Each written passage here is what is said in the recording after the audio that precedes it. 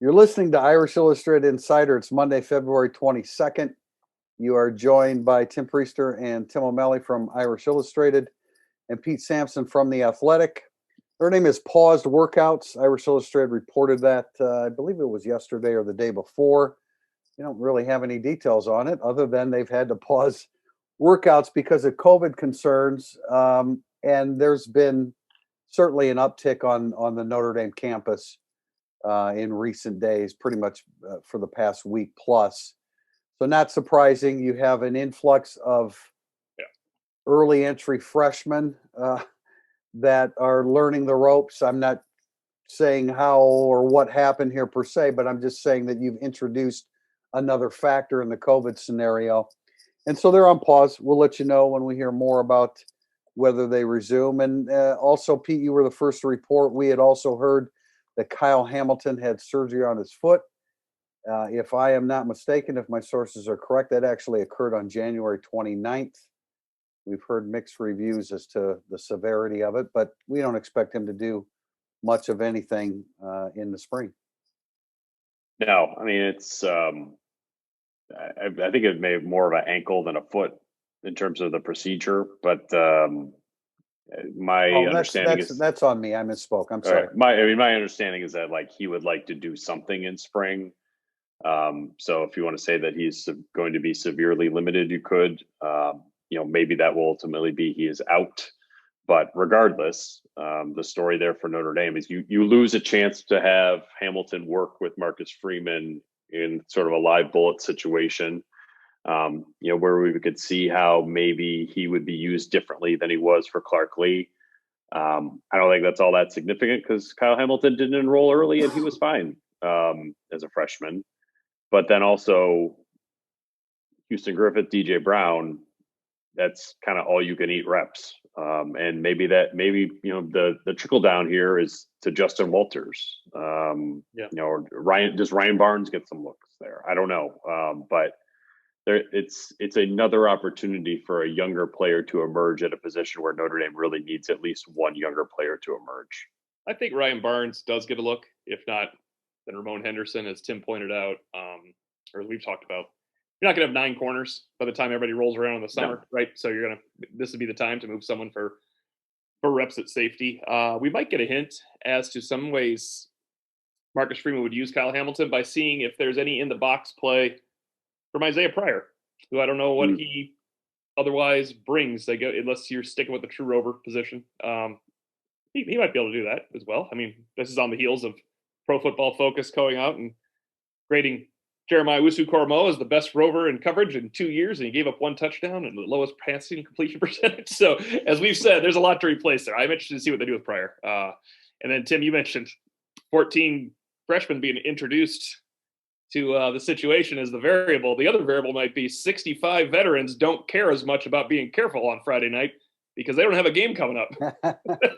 So this is as disciplined as some of those guys were. I have to think they're not as disciplined right now. That's fine. They are not laying anything on the line like they were all of September, October, November. No, and when you consider how many sacrifices they made from like the 3rd week of June through the Rose Bowl. I mean, I'm not saying everybody was perfect, but that football team made a ton of sacrifices as it related to COVID. So, I'm sure there's no game. And, hey, what? Okay, so my actions are going to cause the delay of a spring practice. Yeah. Oh boy, I mean, I don't think that's at the forefront of their minds as it relates to Kyle Hamilton being out. I mean, Pete, I think you make a good point that you'd like to see him on the field and do some hands-on stuff with Marcus Freeman, but that's a low priority. I'm with of you. Course, and I think that DJ Brown and Houston Griffith absolutely could use every rep they possibly could. I think it's a good point that because Ryan Barnes and Justin Walters are here already, it'll be a great opportunity for them. I don't, Litchfield Agevon, I don't think that they're counting too much on him stepping forward and winning a job. KJ Wallace, also another guy as a possibility. So I think they can kind of turn that to their advantage as it relates to Kyle Hamilton and make sure that he's completely healthy. Notre Dame just got a verbal commitment the other day from running back Jadarian Price from Denison, Texas.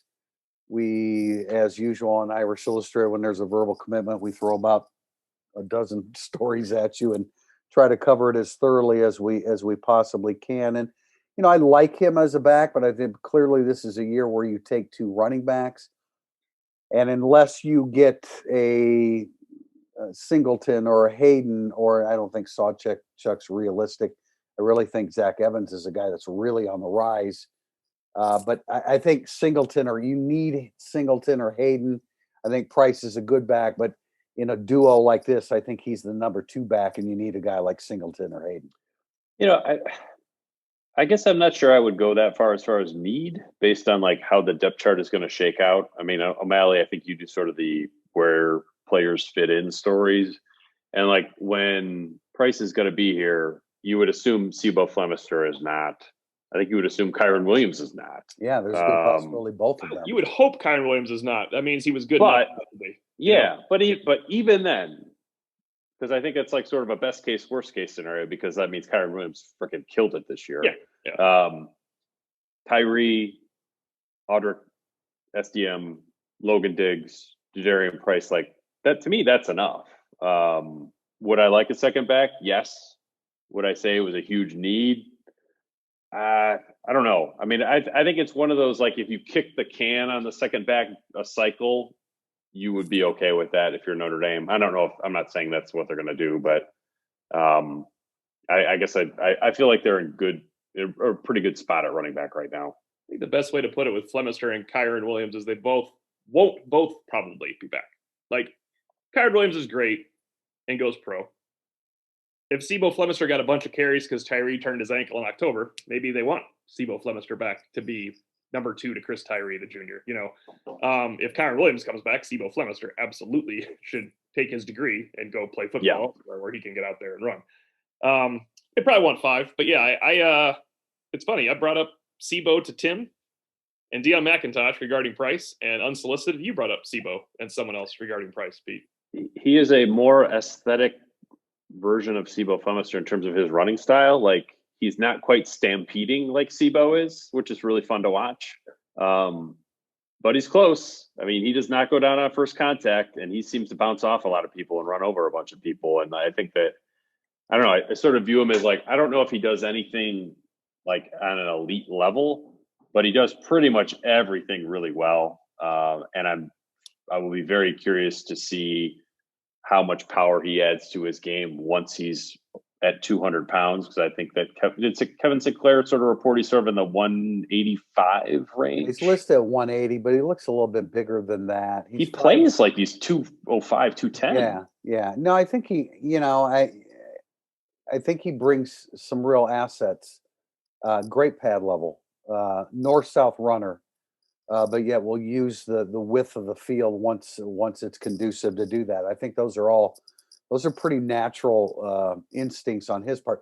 Catches the ball well, but not only catches it well, after the catch, he really gets upfield. I think he does a good job of that. Does he have great speed? I wouldn't say that. But I think he's a good running back. I think the days of having 5 running backs on your roster, it's just going to be difficult to do that. We saw what happened, last season when Jahmir Smith left. I agree that Sebo Flemister will, once he graduates, he should move on and play somewhere. He could play somewhere and be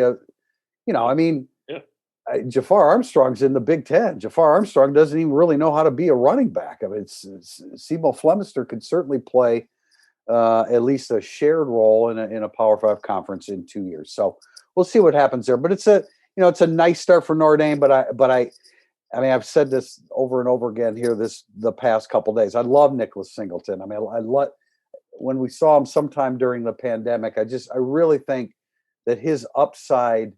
I think there's really star potential with his game, and so I would really like to see him in a Notre Dame uniform. Moving forward. So let's conclude this segment with a little bit of basketball talk. And the Carrier Dome collapse on Saturday was interesting. And I hate to say this, but I found it to be humorous from this standpoint. Because we're in the publishing business, the timing of our stories. We usually know how people are going to react many times based upon the timing of the story. And I had interviewed Jack Swarbrick on Wednesday, and I broke it down into 3 stories. And I had the first story on Thursday, the second one on Friday. I was going to do it Saturday morning. I did not get around to it, and I thought, okay, well, I'll just go ahead and put it together on Sunday morning. So when Notre Dame's up by 20 on Saturday, I'm thinking, okay, from a timing standpoint with this story, because I know it's going to be mostly about Mike Bray, this will work out a little bit better. It will temper some of the negativity towards Mike Bray. Then they blow a 20-point lead, and I'm literally laughing with my brother because the timing of this is not going to be received very well by the Notre Dame fandom, and it was not. I mean, it's a bunch of freshmen, Tim, trying to get through a season, and that's not the case at all. And that's the problem, that they can't pull these things out as juniors, seniors, and graduate students. That's what I was thinking the whole time watching it. This is what happens 3 years ago when Mike Bray throws 5 freshmen out there and everybody goes, these guys are going to be so much better for this experience.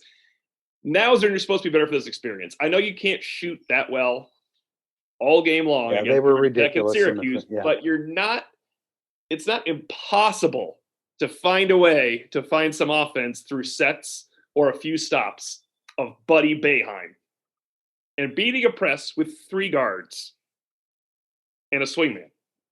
They have 3 true guards and a swingman. I thought I thought they really shriveled up. You mentioned a Georgia Tech game. I didn't get that feeling during the Georgia Tech game. That was a 17-point lead that they blew. But in this one, they shriveled up against the press. Even Prentice Hub, who is usually aggressive, Dane Goodwin did. They got trapped in the corner. It was like Tim, you've coached young people in basketball when they're getting trapped, and the reaction when young basketball players are getting trapped. It looked similar to that during the run by 40-12. After Notre Dame went up by 20, the scoring was Syracuse 40, Notre Dame 12. They've played 10 teams from major conferences with winning records this year in conference, and they're 1-9 against those teams. I mean, it's like what we talked about last week. You just want to see them beat one team that you consider to be better than them from a personnel standpoint. And that, technically that happened at Duke, but that's it. They really need to get, whether it's Florida State.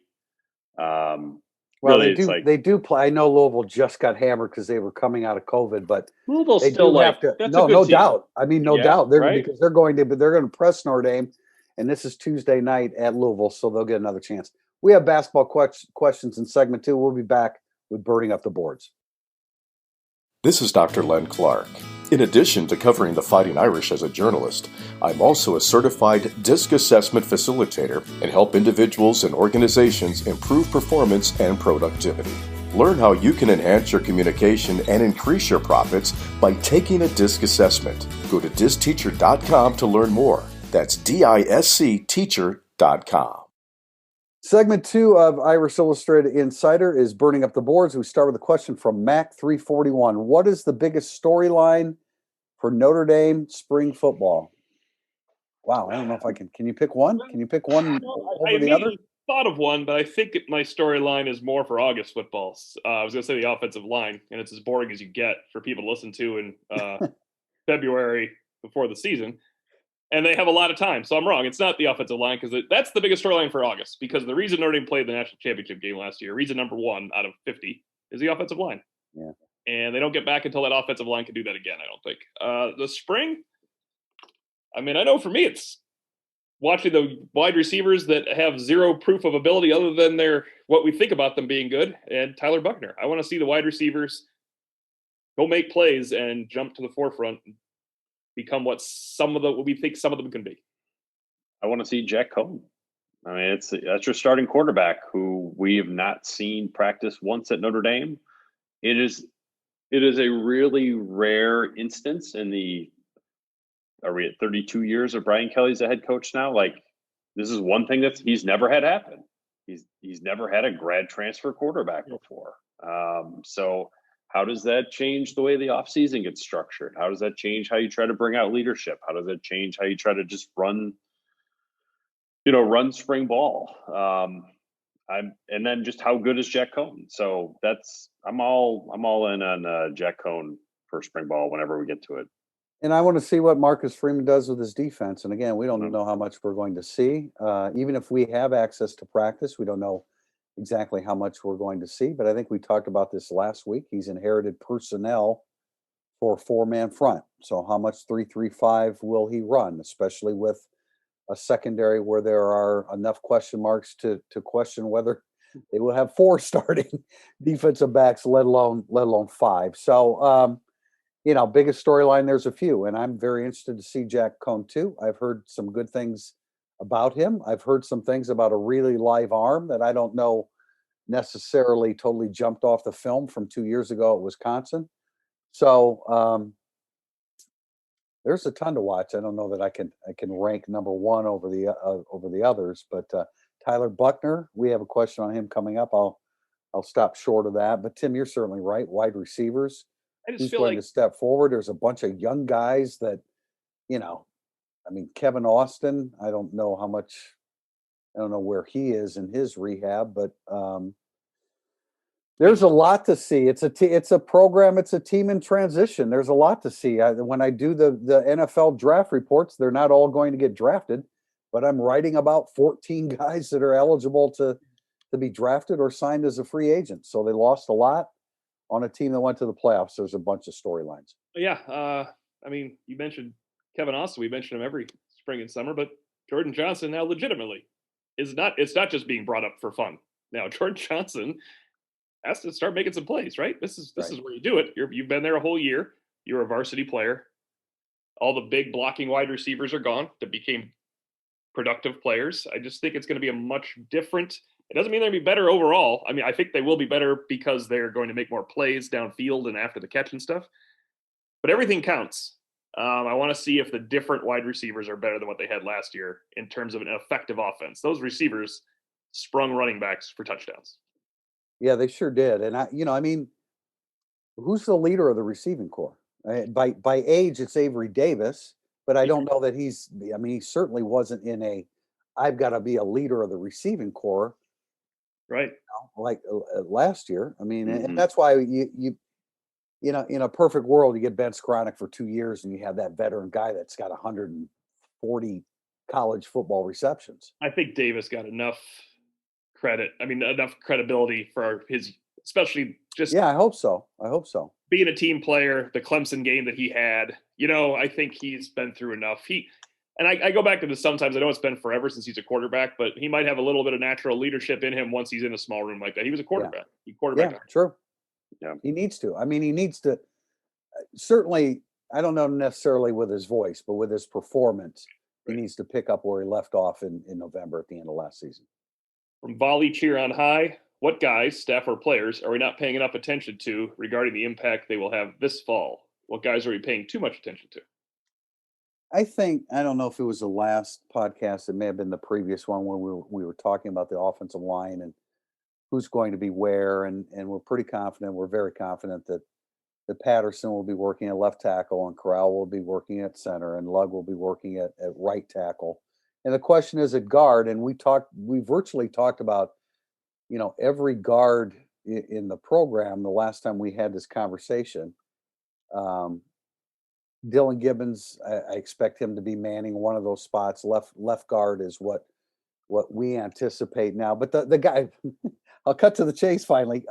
John Dirksen. John Dirksen's a redshirt.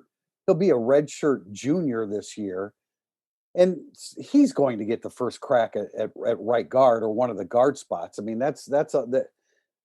You pay your dues on the offensive line, and I would think that he is a natural guy to get the first reps at one of those guard spots. I think it will be right guard. Whether he will be able to maintain that, whether after the first week or two they say we've got to go in a different direction and find somebody else, I don't know about that. But Dirksen's a guy that I've liked from the day that he walked in the door, and he has an opportunity as an older player in the program to be the starting right guard. Maybe Kevin Bauman, Xavier Watts, potentially as guys who would have larger roles than we've discussed on this podcast. I know that we've talked about Bauman before. Watts is sort of, I think, somebody that we all really like coming out of high school, but didn't really scratch the surface last season. So he might be somebody that I think really merits watching. I mean, O'Malley, you mentioned sort of the receivers. I would include Watts in that group. Like, I would really like to see what he brings to the table during spring ball. I like to include the guys that you really like when a season's about to start, then you find out they're farther away than you knew just because you saw snippets of practice or this past year, snippets of highlights from practice, but you don't give up on them. And I mean, this is the crowning example of this is Kyron Williams. We like Kyron Williams going to his freshman year. All of a sudden, he dropped the ball and he was out of the mix. We shouldn't have stopped liking Kyron Williams going to his sophomore year. I think that's kind of the way to. There's no reason to stop liking Xavier Watts because he didn't crack Notre Dame's blocking first lineup at wide receiver. I think there are two other guys. I think there are two other guys. One is another tight end, and it's not Kevin Bauman. I think George Takis is a guy that, he's in a position as an older guy, and with the departure of Wright and Tremble, he's in a position to get number 2 snaps and number 1 snaps when they're in 12 personnel. The other guy I think defensively is, again, we're always looking at who are the early entry freshmen, who are the freshmen. And I know Cam Hart hasn't been playing cornerback for very long, but they really need somebody to step forward. And I still think Tariq Bracy can be that guy, but I don't think we're talking nearly enough about Cam Hart with his length now in his second year at the position with an opportunity for a guy that's a little bit older than all the young defensive backs that we're talking about. Cam Hart was the guy I was going to mention. I think that another guy sort of fitting in that mold is KJ Wallace. I mean, we're talking about who's going to step forward at safety. And I mentioned Justin Walters. I should have started with KJ Wallace. He's in a position now with Kyle Hamilton not doing much during spring ball. DJ Brown and Houston Griffith aren't going to take all the reps. We're not sure how Litchfield Adjuvant fits. Like, KJ Wallace is probably your third safety during spring, right? Maybe he's your second safety. I'll be interested to see what kind of spring he has.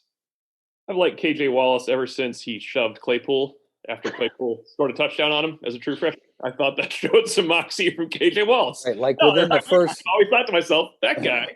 Like within the first 3 practices in a Notre Dame uniform, he was shoving Chase Claypool. Yeah. And of course, the next play, Claypool scored and tapped him on the head and taunted him and stuff like that. But I still liked his competitive nature that he was going to go after Chase Claypool. I don't know that Justin Adamiola fits the scenario of what we're talking about here. But we talk about him all the time, so he doesn't. Yeah, I know. No, I know. But a non-starter that doesn't, one of those guys that I think we had to ask about him before his name was ever mentioned by a coach, at least by Brian Kelly. Maybe if we could talk to Mike Elston, he may have mentioned him. But we don't get many opportunities to talk to assistant coaches. But a little bit different category. But I really think that the next couple of years with Justin Adamiola are going to be pretty bright. We'll see. Now the challenge for him is, can you translate what you do in 18 snaps over the course of 35 or 40 snaps? We'll see. I'm going to read CMU Pens fan because he sounds like Pete Sampson saying something here at the end. If you get to see spring practice, what would you need to see from Tyler Buckler to say, yeah, this guy has something? That was my Pete Sampson. Pete, that is probably how I'm going to evaluate Tyler Buckler's spring. Like, all right, cool, I like it. I would say that he was getting work comparable to Clark and Pine, assuming Clark is even available. And that you see, I'm not saying that it would need to look like Kevin Austin's one spring practice last year, where you're just like, holy crap, the physical tools are there. But I would need to see something physically that jumped off the page, which I think that I hope that in comparison to the other quarterbacks, probably Cone excluded, that you see something physically that we're like, yes, that's why I have been writing about this guy for 2.5 years. On a lesser scale, the first thing I think you need to see is, where's the throwing motion? Because if it's reverting back to the stuff that we saw at a certain point during the summer or spring, there's an issue. If that's not an issue, um, I'm confident he's going to be a good football player. I don't, I mean, I guess if he beats out Jack Cohn, that's in Notre Dame's best interest because that would mean he's really, really good.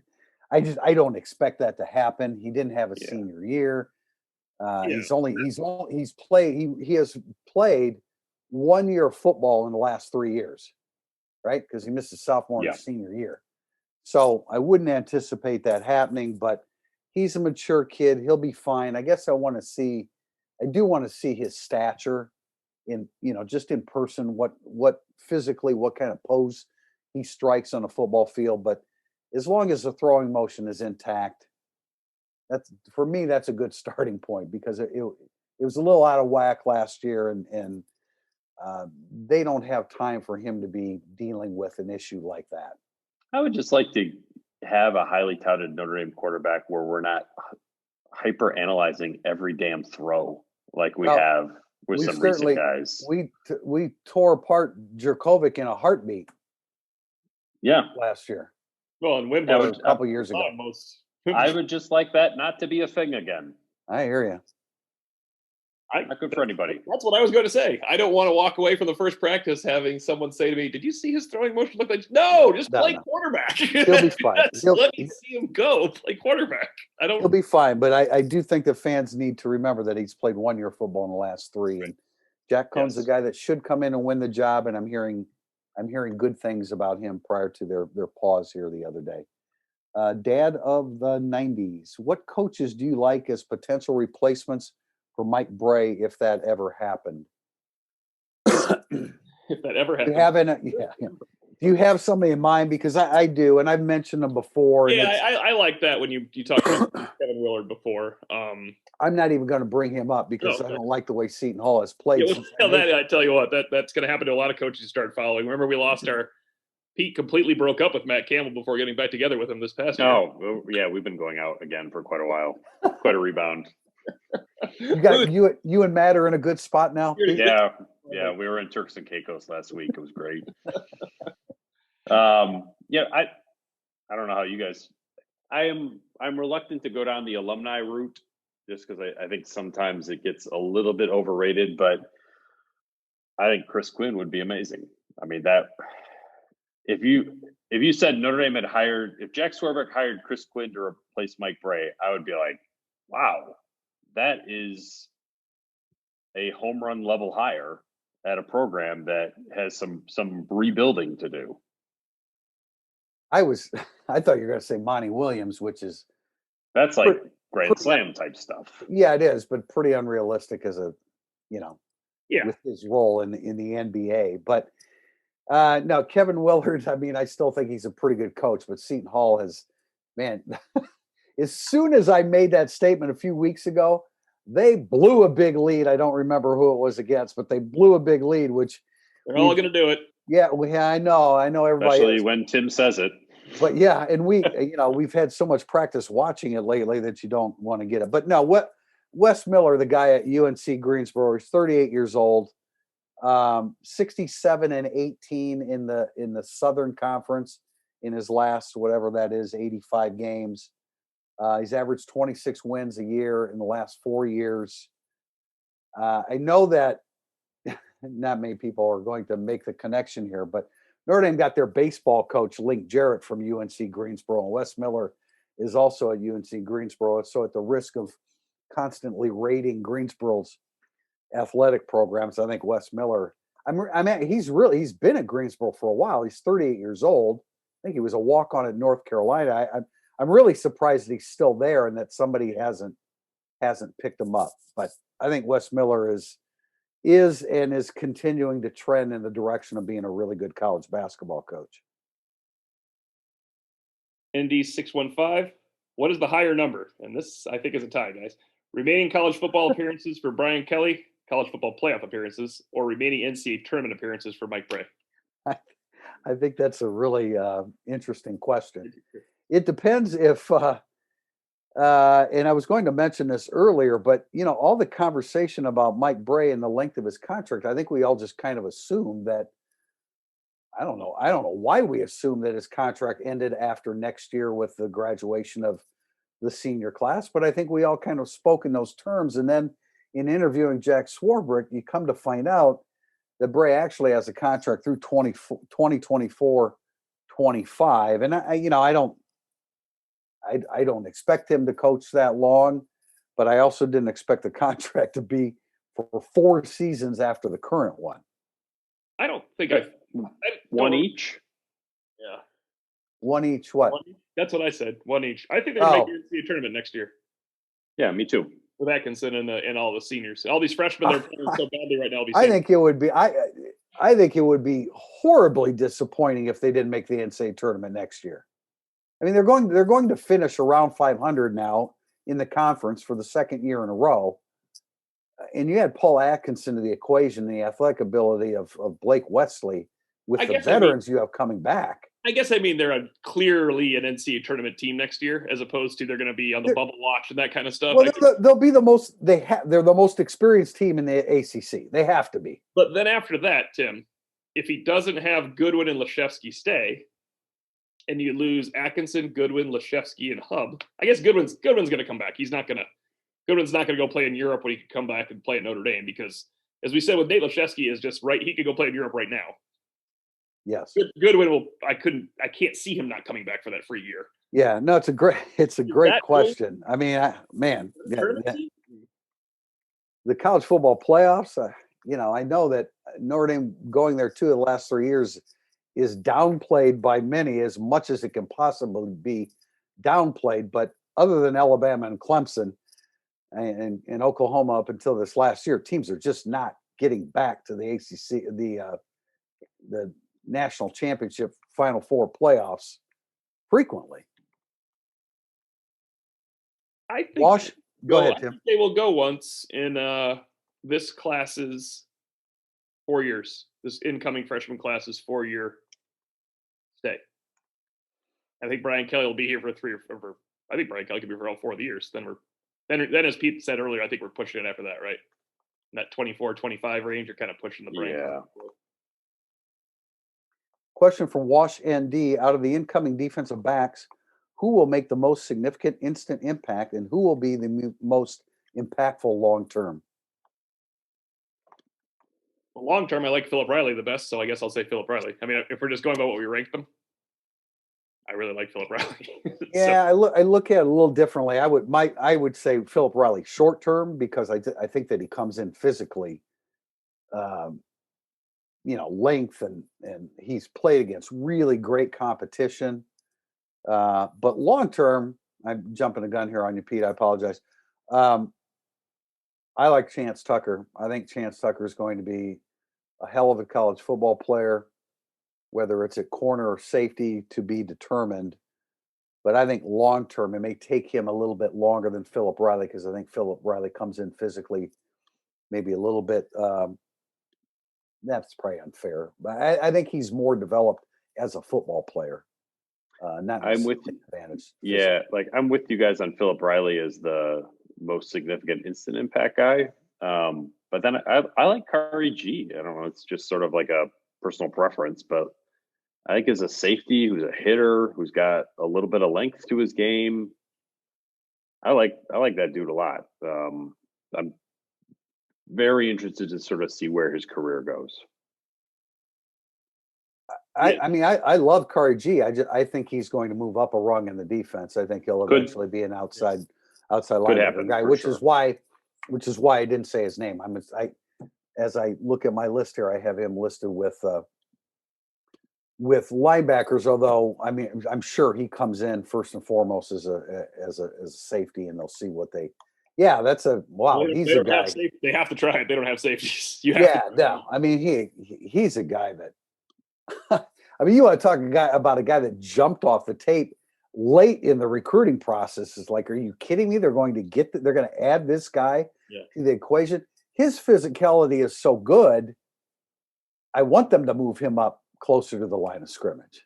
I think he can play safety, but I think his long-term ability is closer to the line of scrimmage, just as it was for Owusu Koromoa.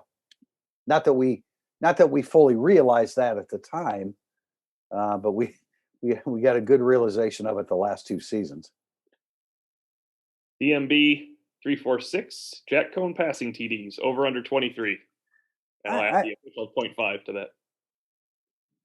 Maybe You're that gonna push. maybe that was in there. Technicalities there, Pete. I say over. I know he's got a young receiving core, but I don't see them just absolutely pounding the football like they did last year because of the transition on the offensive line.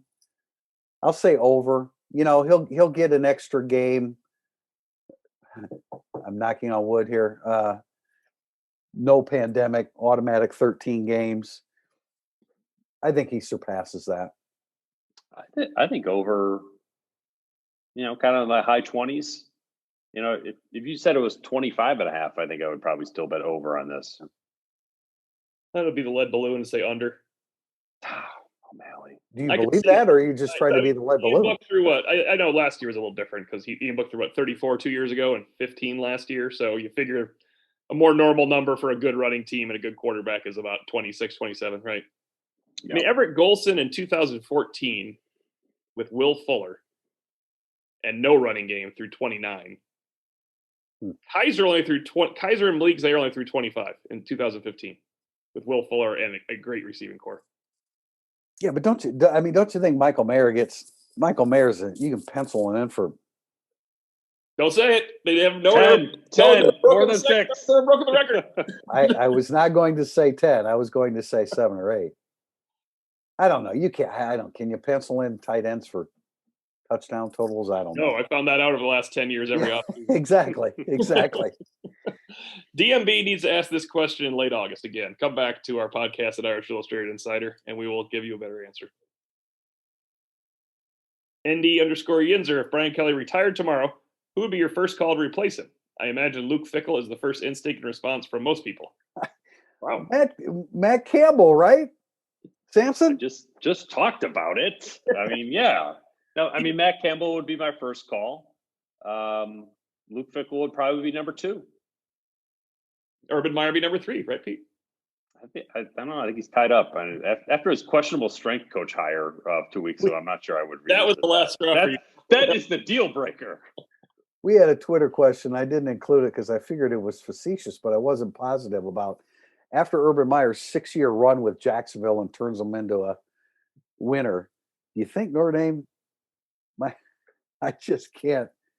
I can't include any more questions about Urban Meyer at Notre Dame.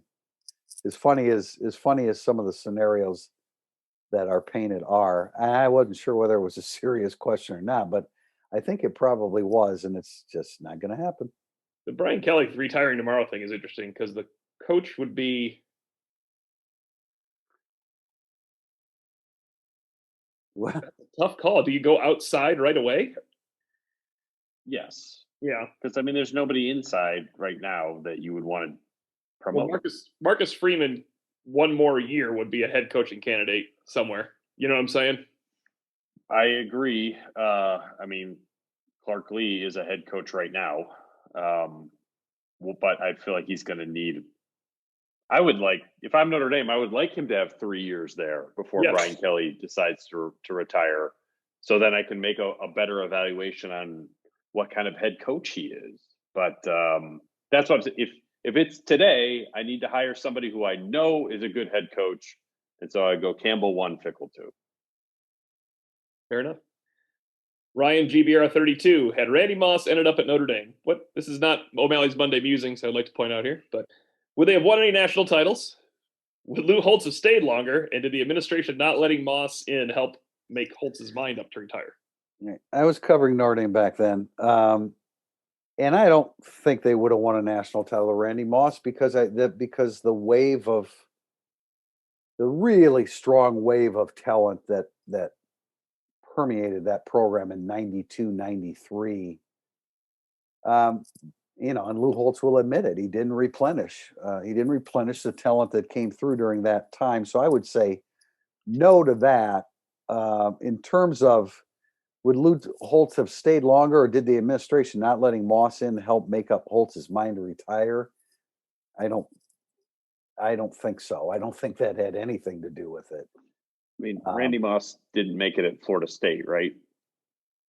Yeah, I mean, I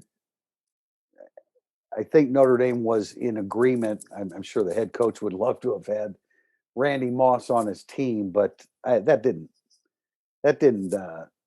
alter the mindset of Lou Holtz. I think, I think he was still kicking himself. They didn't do a better job of recruiting after that 93 team. The 92, 93 teams were just loaded with talent, and they had a big drop off in 94.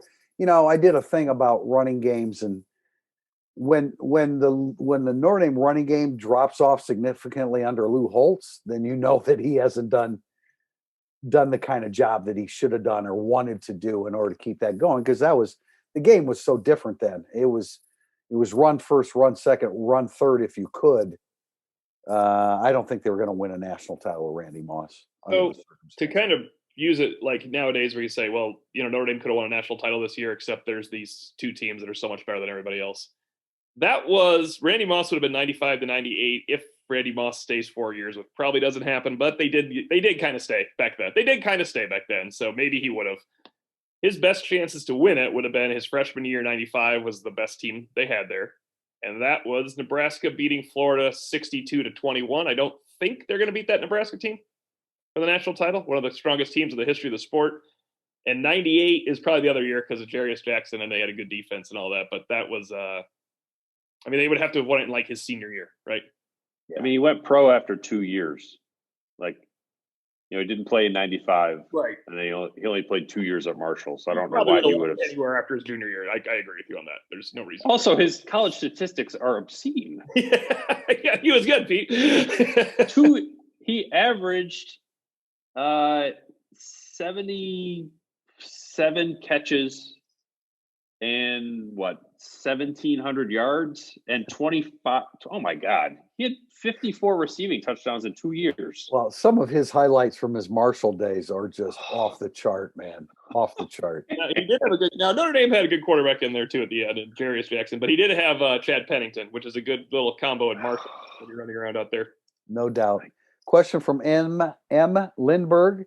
Is there an aspect of the football program that needs a Matt Bayless-like restoration? O'Malley? I don't think so. A Matt Bayless-like restoration was yeah, we're talking in the wake of a 4-8 2016. Yeah, anytime you want to hire somebody as good at his job as Matt Bayless is, I'm all for it. But I'm not sure that that's what you're. What would you possibly be saying? Like the ability to recruit 5-star fits at Notre Dame and get them all on campus and have them be great is a Matt Bayless-like restoration. But how's that going to work out? But yeah, I don't know if there is something there that. There's nothing about Notre Dame football where you'd point to and be like, wow, they're way behind in this. There are things that, can be improved, but nothing to the point where you'd point to it and say, like, that's broken. Whereas I think, O'Malley, I think you were the one that reported this way back in the transition from 2016 to 2017 that the players basically said, like, the strength program is broken. We need to redo this.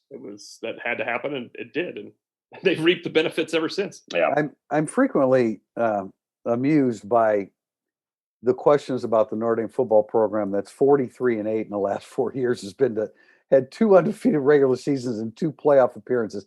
I realize that they haven't been good enough in the big games when it counted to win a national title, but this is not a program that's like running on fumes.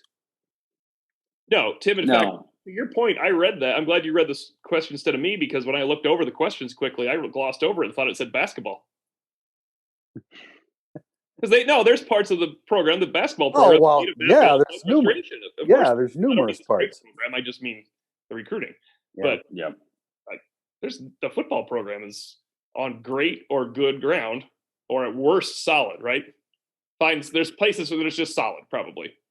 Yeah, I think that their 32 straight wins against unranked competition is kind of underappreciated. Yeah.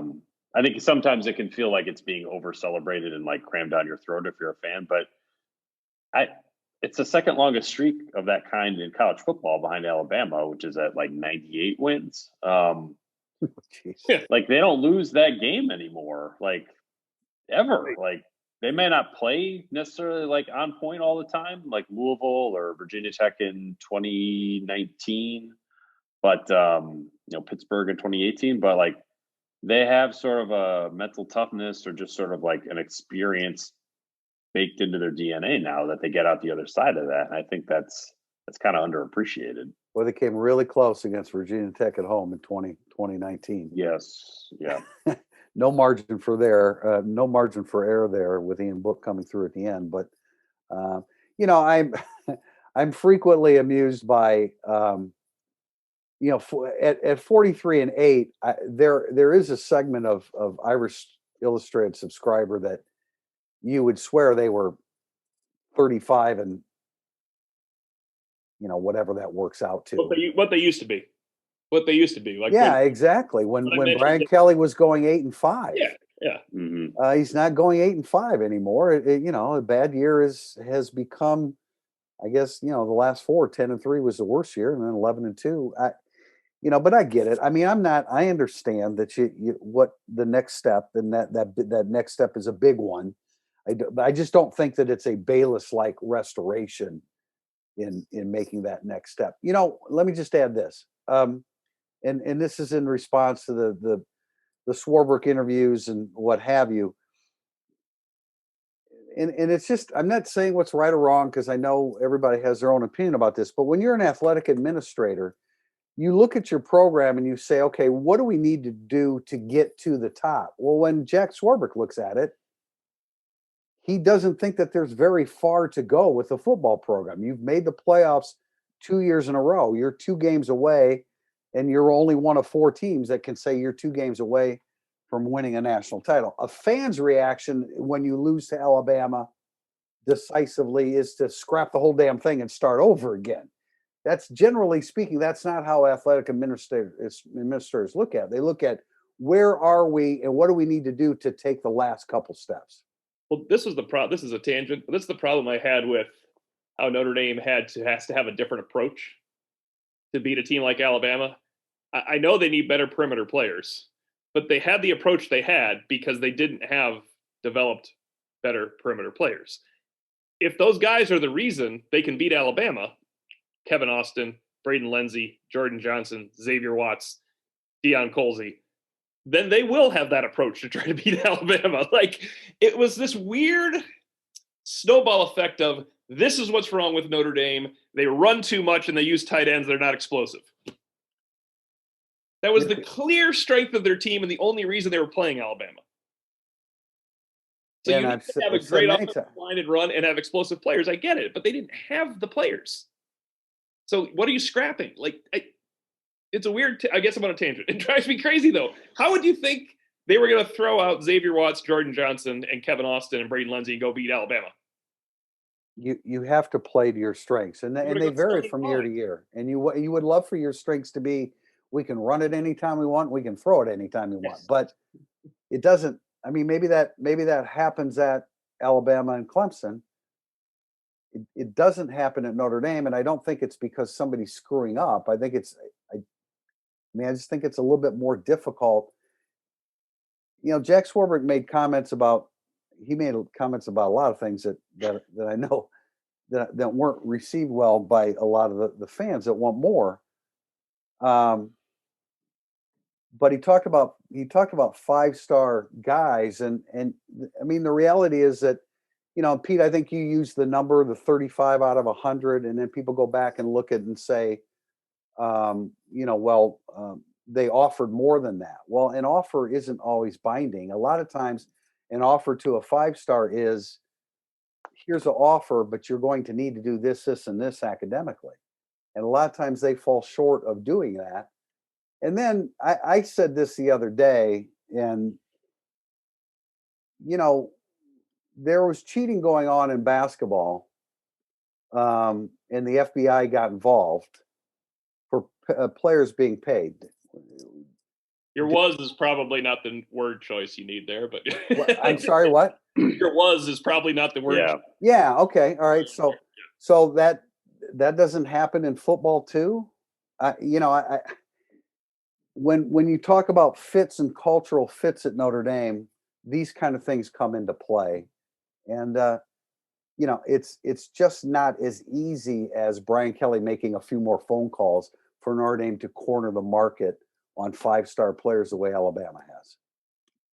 Yeah, but I mean, we all agree like they need to do more in that department, right? Absolutely, of course. Okay, yeah, because that was like as I was reading your conversation with Swarbrick, I thought it was I wanted more of, and this is what we're going to do to try to close the gap. Whether you think the gap is huge or you think the gap is small, there's a gap. And I think I wanted to know more about.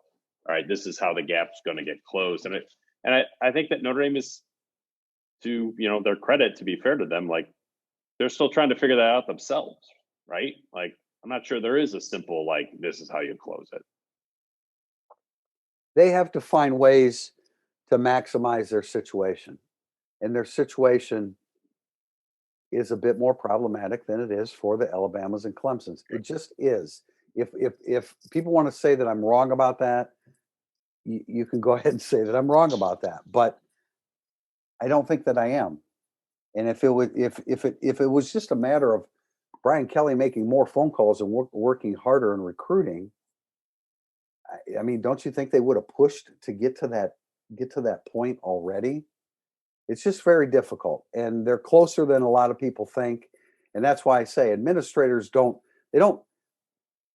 And this is a different example because Mike Bray's losing games and they haven't succeeded. But, in the last 10 games, Notre Dame has played better than their opponent 85% of the time, 90% of the time. You don't scrap what you're doing. You try to beat the press and try to hold off Syracuse as opposed to what happened. You don't change everything because one aspect's not going well. You need to break the press to beat Syracuse. And, Notre Dame just in football is going to function under some restrictions that not everybody has to deal with. Last question from Dylan Murphy 02. After Owusu Koromoa, who is the next 3-star Notre Dame player that will be drafted in a future NFL first round? Okay. Did you guys look it up? Who is the last 3-star to be drafted in the first round? Eifert, maybe? Ooh, it was Eifert. It was Eifert in 2013. So it will be 8 years. Well, assuming that Owusu Koromoa will be drafted in the first round, and it certainly looks like it's trending in that direction. So it's been it'll be 8 years. Certainly Jalen Smith would have been there had it not been for his injury. I'm sorry, I'm confusing with my story today because I was talking about linebackers. Notre Dame has not had, Pete, do you know this? Notre Dame has not had a linebacker drafted in the first round again. Jalen Smith would have been it. Yeah. Since 1982. What year were you born? 77. I think I looked that up a while ago when I was looking at Owusu Koromoa's contract, or what it would be if he went like in the top 10 or something. I was floored by that. Like I couldn't believe that Notre Dame had not had a linebacker drafted that highly and that long. I misread this question as like the next 3-star to be drafted at all. Oh. And obviously Owusu Koromoa, Book almost certainly, Ade probably more than almost certainly. But I think if you looked at Brian Kelly's classes from 2010 to 2016, that would give you 7 draft picks out of about 70 3-star players. Nick Martin. So, Nick Martin, Love, Bennett Jackson, Shembo, and then Book Ade and Owusu Koromoa. So it's a tough 10%. The 10% hit rate just to get drafted. I was trying to look at the non-freshmen because we could say a bunch of freshmen because we haven't seen them play yet. A lot of 3-stars. You could say, I like these guys to go get drafted. And I kept trying to get back to the freshmen. I bet you get more 3-stars. And this is a bit of a process by elimination. More 3-star future draft picks from the current class than the 2 that preceded it. Well, you're going based upon the class that's really not trending well. I am, yes, but that is also part of the question. I get it. I'm looking at the numbers and I'm thinking this is how it's going to go. Last thing, and we've run long in this segment, but there's been an NFL draft since 1936, and there have only been two Notre Dame linebackers drafted in the first round. Bob Crable in 1982 and George Connor in 1946. It's impossible. And I want to say one thing. Jalen Smith, as you pointed out, Manti Te'o would have been drafted late first round had the whole thing not gone down. Good point. Good point. Scouts picking at him's game. And he would have fallen a little bit in the draft, but he would have been a first round pick.